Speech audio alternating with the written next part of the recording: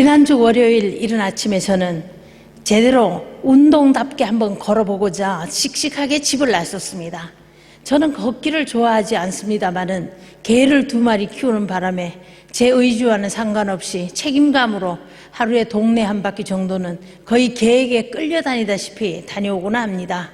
그런데 이날은 제가 땀을 흘리며 한번 걸어봐야지 작정을 하고 일단 집에서 1.5km 떨어진 카페까지 제가 가기로 했습니다. 그곳에 가서 그곳에 커피를 사서 그 주변에 앉아서 마신 후에 다시 이제 그 더 먼 길을 돌아서 집으로 오고자 그렇게 계획을 세우고 출발했습니다. 그런데 아침에 가는데 바람이 얼마나 세차게 부는지 땀이 나는 게 아니라 갑자기 눈물 콧물이 막 쏟아지기 시작을 하는 겁니다. 그래서 눈물 콧물을 닦으면서 그곳에 갔는데 그 주문하기 전에 제가 이렇게 마스크를 꼈는데요. 그랬더니 갑자기 눈물이 그냥 흘린다라는 정도가 아니라 주르륵 쏟아지는 겁니다. 그랬더니 마스크 안에서는 또 콧물도 주르륵 흘러내리는 겁니다. 그래서 제가 눈물 콧물을 흘린 채로 그래서 코를 훌쩍거리면서 커피를 달라고 주문을 했더니 그 주문 받는 남자가 저를 한참 쳐다보더니 Are you okay? 이렇게 물었습니다. 하기야 아침 대바람부터 머리가 바람에 산발된 여자가 와서 눈물을 흘리면서 코를 훌쩍거리면서 서 있었으니까 분명히 안 괜찮다라는 생각이 들어서 그런 인사를 했겠죠. 그래서 저는 괜찮다고 얘기하면서 그 커피를 사서 돌아서서 오는 길에 생각했습니다. 야, 그래. 요새 안 괜찮은 사람들이 참 많으니까 이렇게 인사했구나. 그래도 관심을 가지고 물어봐 주니 참 고맙다. 이런 생각이 들었습니다. 요즘 정말 여러모로 어려움이 참 많죠. 여러분은 어떻습니까? 여러분은 괜찮으십니까? 지금 시드니에 이번에 록다운으로 인해 가지고 벌써 비대면 예배로 드린 지가 2달이 넘었습니다. 여러 가지 상황 속에서 여러분 마음에 물질적으로 마음적으로 참 어려움을 겪는 사람들이 참 많습니다. 날마다 증가되는 코로나 확진자 소식과 저희들이 행동 반경은 점점 줄어들고 확진되는 이 지역은 점점 넓어지고 있는 실정입니다. 이런 상황들이 우리를 참 두렵게 만들고 있는데 그런데 이게 마지막이면 좋겠는데 문제는 크고 작다는 것뿐이지 우리 앞으로의 길에도 또한 이러한 사실들이 계속 놓여 있을 거라는 것입니다. 그렇지만 우리가 기억해야 할 것은 살아왔던 지난 날들도 내가 헤치고 걸어 나왔는 것 같지만은 그것이 우리를 이끄신 분이 계셨다는 사실입니다. 예레미야 10장 23절의 말씀에 보면은 여호와여 내가 알거니와 인생의 길이 자기에게 있지 아니하니 걸음을 지도함이 걷는 자에게 있지 아니하니이다 라는 말씀이 있습니다. 나와 동행해 주시고 내 삶을 이끌어 주시는 주님이 계셨던 것입니다. 불완전한 우리는 스스로 해결해 나갈 힘과 능력밖에 이를 만나게 되면은 마음이 흔들리고 두려움에 빠지게 되어 있습니다. 그런데 사탄은 이런 두려움에 빠지는 것을 아주 좋아하며 점점 그 상태가 나빠지기를 기대하며 기다리고 있습니다. 정말 우리가 두려워해야 할 대상은 하나님 한 분이십니다. 그런데 사탄은 두려워할 것을 두려워하지 않게 해서 하나님 없이 살아도 괜찮아 라면서 우리에게 그렇게 속삭이며 말을 합니다. 그리고 또 두려워하지 않아도 될 것에 대해서 두려워하게끔 그래 너 봐 지금 어렵지? 돈은 점점 없어질 거야. 너 건강은 점점 나빠질걸?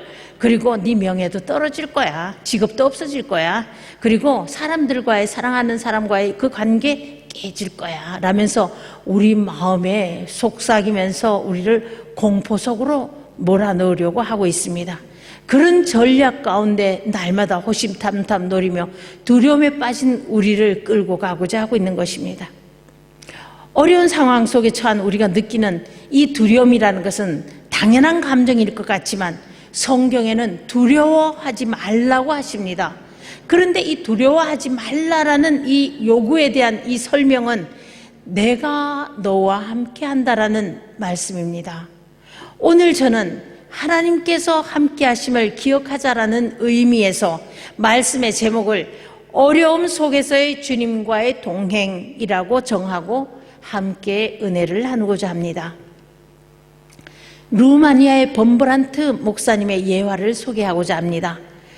공산치하, 그 루마니아의 공산치하 당시에 목회를 하던 중에 어느 날 이유도 없이 갑자기 체포되어서 14년이라는 세월을 감옥에 갇혔습니다. 그 중에 3년간은 빛도 들어오지 않는 독방에서 지내게 되었는데 거기에다가 어느 날은 사형 선고까지 받게 됩니다. 목사님은 너무나도 절망하며 하나님 앞에 간절히 기도했습니다. 너무나 두려워서 하나님, 내가 주의 일을 하다가 이렇게 감옥에 갇혔는데 하나님 너무 두렵습니다 라고 기도를 했더니 하나님께서 사랑하는 종아, 성경에 두려워하지 말라는 말이 몇 번이나 기록되어 있는지 아느냐라고 물었습니다. 그 이후에 목사님은 동그라미를 쳐가며 두려워하지 말라라는 단어를 헤아려 봤더니 366번이나 되어 있더랍니다. 하나님, 366번인데요. 그래, 그것은 1년 365일 날마다 두려워하지 말고 살라는 거란다. 그리고 4년에 한 번씩 돌아오는 그 윤년조차도 너는 두려워하지 마라. 이렇게 말씀하셨다고 했습니다. 매일 두려워하지 말라라는 말씀은 인간은 매일 두려워하며 살고 있다라는 증거입니다. 내가 함께 하겠다라고 약속하신 그 하나님 앞에, 그렇다면 우리는 이 어려운 현실 속에 어떻게 살아드려야 되겠습니까? 첫째, 나를 내려놓고 하나님의 인도하심을 따라야 합니다. 성서를 통해 본 믿음의 사람들의 삶을 보면 순탄한 것이 아닌 고난과 역경의 순간들이 참 많았다는 것을 볼 수 있습니다. 다윗도 사망의 음침한 골짜기를 지난 것이 사실 한두 번이 아니었을 것입니다. 시편 23편의 고백과 같이 그럼에도 불구하고 해를 두려워하지 않는 것은 주님이 나와 함께 하심이다 라고 고백하며 하나님에 대한 전적인 신뢰감을 보여주고 있습니다. 우리는 인생을 광야의 길에 비유하는데 천국의 길에 이를 때까지 우리는 고난과 역경 속에서 함께 하시는 임마누엘 하나님, 그리고 우리가 알지 못하는 그 미래의 길도 예비해 주시는 여호와 이레의 하나님을 믿으며 이 길을 나가야 합니다. 지난 목요일 박 권사님께서 하나님 품에 안기셨습니다. 병중에 쇠약해지고 기억이 흐린 상태인데도 조부교님이 예수님이 누군지 아세요? 라고 물었답니다. 그랬더니 그럼 알고 말고 내 죄를 대신해서 십자가에 돌아가신 분 구세주시잖아. 예수님 내가 알지 라고 대답하시더랍니다. 그를 택하시고 인생길에 함께 하신 그 하나님께서 권사님을 이제 천국에서 기쁨으로 맞아주시고 지금은 그곳에 함께 계십니다. 하나님을 인정하고 믿음으로 걸어가는 이 인생길은 상당히 중요합니다. 우리는 모세에 대해서 참 잘 알고 있습니다. 우리는 그를 이스라엘 민족을 출애굽시킨 참 탁월한 지도자로 알고 있고 큰 믿음의 소유자라고만 알고 있지만은 그는 출생부터 혼란 속에서 태어났습니다. 그가 태어날 당시 우리는 쉽게 애굽의 왕들을 통칭해서 바로 왕이라고 부르지만은 이집트 왕의 역사 기록에 보면은 당시에 이 왕의 이름이 투트모스 1세라고 합니다. 이 왕은 이스라엘 민족들이 애굽에서 점점 강성해지는 것이 싫었습니다. 그리고 두려웠습니다. 그래서 학대를 하며 더욱더 고된 노역을 시켰음에도 불구하고 이스라엘 민족들은 번성해 나갔습니다. 그래서 두려움을 못 이겨서 산파들을 불러서 모든 태어나는 남자아이들은 죽이라고 명령을 합니다. 이런 명령은 우리 예수님이 태어날 당시에도 있었죠. 헤로드 왕은 동방 박사들이 예수 그리스도가 태어났다는 말을 하자 그는 두려움에 빠졌습니다. 그래서 2세 이하의 남자아이들은 다 죽이라고 명령을 합니다. 이런 무시무시한 사회적인 환경 속에서 이스라엘 사람들은 무척 두려웠으리라고 생각합니다. 모세는 그런 사회적인 환경 속에 산파에 의해서 그 산파들은 하나님을 두려워하는데 그들에 의해서 무사히 태어났지만 이 어머니 요게벳은 더 이상 이 모세를 숨기며 살 수가 없어서 그 갈대 상자에 넣어서 나일강에 띄웠습니다. 자식을 포기해야 할 만큼의 그 공포 분위기 속에서 애굽의 노예로 살아가는 이스라엘 민족들은 정말 나날이 두렵고도 희망이 없어 보였을 것입니다. 그런데 하나님께서는 약속하신 이 말씀을 이루기 위해서 놀랄 만한 세력을 가진 사람을 준비시켜 놓았었는데, 그것이 바로 왕의 명령을 무시하고도 히브리 아이를 그 왕궁에 들여서 키울 수 있는 세력을 가진 그 왕의 딸 투트모스의 딸 하셉투스입니다. 왕이 정실에게 아들이 없어서 왕권을 첩에게서 난 아들에게 물려주며 이 공주인 하셉투스와 결혼을 시키는데, 이 배다른 동생과 혼인을 해서 왕비가 되지만은 나중에는 왕이 병약했기 때문에 함께 나라를 다스릴 만큼 이 바로 공주 나중에 왕비가 된 이 하셉투스의 세력은 대단했습니다. 이와 관련된 사항은 성서에는 기록되고 있지 않지만은 세력 있는 하셉투스의 사랑 속에서 모세는 40년 동안의 왕궁 생활을 했습니다. 그곳에서 교육을 받았는데 그것이 어느 정도인지 저희들이 가늠할 수가 있겠죠. 그렇지만 모세는 자기 민족을 학대하는 자를 죽이게 되고, 그것이 들키자 미디안 광야로 도망을 갑니다. 왕궁에서의 40년 세월과는 달리 모세의 미디안 광야에서의 40년 세월은 정말 힘들었습니다. 모세가 배웠던 지식도 누렸던 영광도 자랑할 필요가 없는 모든 것을 내려놓도록 하나님께서 훈련시킨 과정이었습니다. 그 후 80세에 다시 하나님의 부르심을 받고 출애굽하여서 가나안 땅에 들어가기까지의 또 다른 이 40년의 광야의 세월 동안에는 모세는 없고 온전히 하나님의 명령에만 순종하고 그 인도함에 따라 갈 수밖에는 없었습니다. 우리도 나를 내려놓고 하나님의 인도함에 따라 가는 그러한 삶을 살아야 하는 것입니다. 두 번째, 우리는 어려움 속에 주님이 함께 하심을 믿어야 합니다. 마태복음 8장 23절에 보면은 예수님께서 배에 오르심에 제자들이 따라 올랐는데 바다에 큰 놀이 일어나는 장면이 나옵니다. 파도가 배 안으로 들이치고 있는 상황인데 예수님은 배 안에서 주무시고 계셨습니다.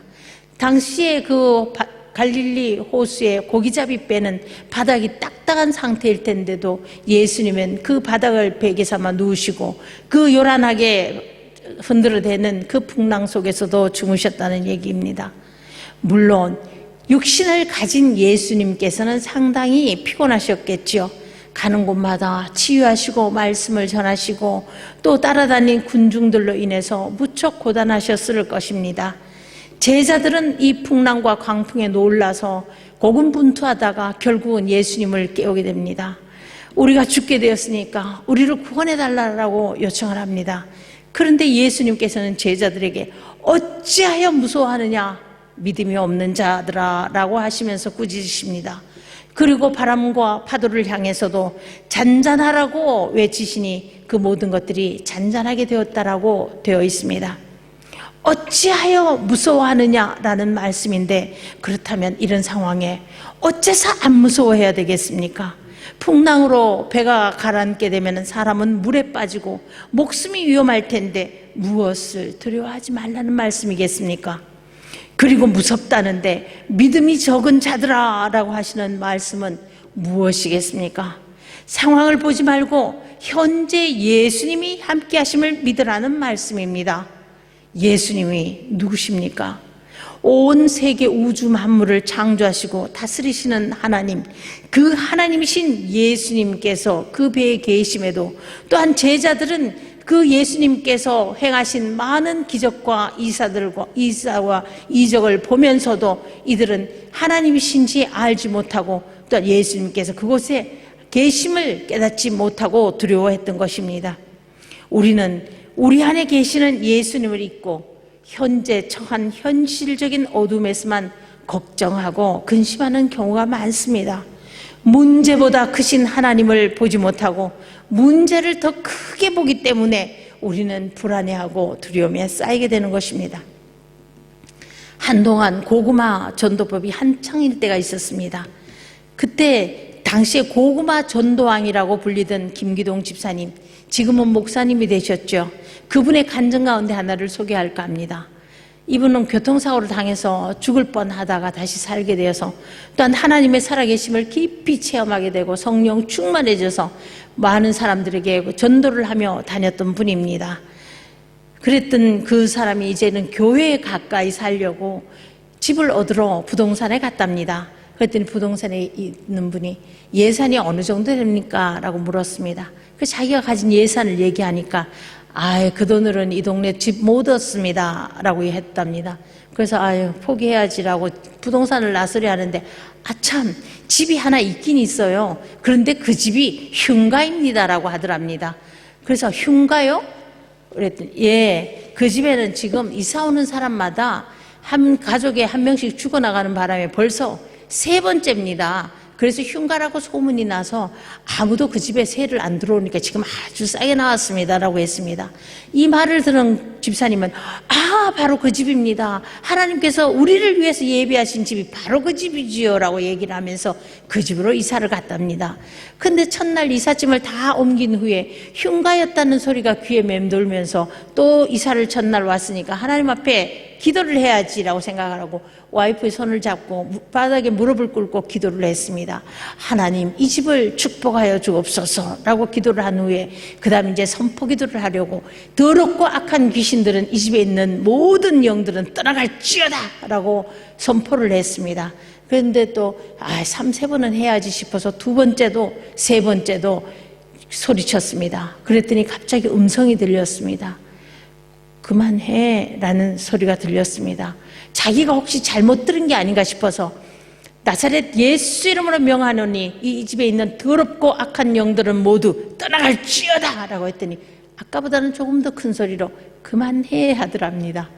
그래서 이제는 자신이 너무 무서워서 눈을 떠서 더럽고 악한 영들은 떠나갈지어다 라고 얘기했더니 자기가 그 손을 잡고 얼마나 자기가 무서워서 와이프를 손을 세게 잡았는지 와이프가 아파서 그만해 라고 했던 소리였다고 했습니다. 그때는 그 간증이 얼마나 웃으면서 들었지만은 정말 이 집사님이 하나님의 함께하심, 어떤 두려움 속에서도 하나님께서는 능하신 하나님께서는 이기시고 이 모든 환난을 어려움을 돌파해 주신다는 그 믿음을 갖고 있었다는 것을 간증을 통해서 똑똑히 듣게 되었습니다. 3번째, 우리는 어려움 속에서도 주님의 마음을 품어야 합니다. 사람이 어려운 상황에 직면하게 되면 본성이 드러납니다. 이기적이 되고 자신만 괜찮으면 되는 것처럼 남을 돌아보지 않습니다. 작년에 처음 코로나로 인해 갖고 우리가 록다운이 되었을 때요, 소식이 들리자마자 온 슈퍼마켓에 있는 물건들은 동이 났습니다. 나중에 그 영국 같은 경우에는 어떤 분이 그 유튜브에 올렸는데 뉴스인가 나왔는데 울면서 하소연했습니다. 하루 종일 코로나 환자를 돌보다 저녁에 집에 가고자 하는데 슈퍼에서는 아무것도 나는 물건을 살 것이 없어서 우리 가족이 굶게 됐다고 울면서 하소연하는 것을 볼 수 있었습니다. 이것만 봐도 인간은 얼마나 악한 존재인지 어떤 본성을 가지고 있는지 그것이 그대로 드러나는 장면이었습니다. 저는 루브르 박물관에서 데오도르 제리코라는 화가가 그린 메두사의 뗏목이라는 그림을 보고 상당히 충격을 받았습니다. 그리고 그 그림을 설명해 주는 것을 듣고 그 그림에 대해서 정말 찬찬히 살펴보면서 그곳에 떠날 수가 없을 만큼 저희 마음이 미어졌습니다. 그것은 사실을 기반으로 그려진 그림인데 가로가 4m 91이나 되고 세로가 7m 16이나 되는 상당히 큰 그림입니다. 1816년 7월 2일에 프랑스는 그 세네갈을 식민지로 삼기 위해서 해군 군함 메두사 회호에 세네갈 총독 가족과 군인들 그리고 선원들을 포함해서 400명을 승선시키고 출항을 시켰습니다. 그런데 선장의 무능함으로 인해서 아프리카 서부 해안에서 메두사호는 난파되고 말았습니다. 선장과 상급 선원 그리고 부유하고 세력 있는 일부 승객은 6개의 구명보트에 나눠 타고 도망갔습니다. 그런데 149명의 선원과 승객은 임시로 급조한 뗏목을 탈 수밖에 없었습니다. 게다가 이 뗏목은 구명보트에 매달아 가기로 하겠다라고 했던 그 선장은 그나마도 이 뗏목의 밧줄을 잘라내버리고 도망갔습니다. 이 뗏목은 적도의 뜨거운 태양 아래서 13일 동안 물도 식량도 없이 표류하게 됩니다. 이들의 뗏목에는 죽음과 질병, 폭동과 두려움으로 인한 광기, 기아와 탈수, 배가 고파서 죽은 자의 살을 뜯어먹는 등 생지옥이 되었습니다. 구조될 때까지 살아남은 이는 15명이었는데 그 가운데 5명은 구조 즉시 사망하게 되고 10명만 살게 되었습니다. 프랑스 정부는 당시에 이 일을 쉬쉬하며 숨기려고 했지만은 그 배 생존자 중에 한 명인 외과 의사에 대해서 이 비극의 전모를 밝히는 이야기를 책으로 출간함으로 인해서 모두 드러나게 되었습니다. 그래서 이 화가는 그 뗏목에 탔던 생존자들을 중심으로 그들의 증언을 통해서 이 그림을 그리고 되었다고 얘기했습니다. 이 그림에는 하늘에는 먹구름이 끼어서 흐려져 있고 광풍과 높은 파도의 뗏목은 흔들리고 있습니다. 그리고 죽은 아들을 정말 초점 흐린 눈으로 끌어안고 있는 이 노인의 모습, 그리고 바다에 사람이 떠내려가지 않도록 붙들고 있는 사람들, 수평선의 돛대로 보이는 그 물체를 향해서 옷을 흔들며 구조를 요청하고 있는 간절한 모습의 사람들, 너무나 안타까운 장면이 그대로 묘사되어 있습니다. 저는 한동안 그 그림 속에서 제 모습을 찾고 있었습니다. 저 상황 속에 내가 있었다면 나는 어떤 모습일까라고 생각해 보았습니다. 정말 자신할 수 없는, 여전히 부끄러울 수밖에 없는 내 이 부족한 모습이기에 오늘도 하나님 앞에 날마다 나를 도와주십사라는 기도를 하지 않을 수가 없는 것입니다. 열왕기상 17장에 보면은 사르밧 과부에 대해서 나옵니다. 남편 없이 어린 아들과 살아가는 이 여인은 오랜 기근으로 인해서 가진 것은 가루 한 움큼과 기름병에 든 기름 조금밖에 없었습니다. 죽음을 기다리는 마음으로 이것을 떡을 만들어서 아들과 함께 마지막 식사를 하고, 그렇게 해서 이제는 죽음을 기다리겠다라고 나뭇가지를 줍고 있었습니다. 그때 엘리야가 나타났습니다. 와서 나에게 떡을 한 조각 달라고 얘기했습니다.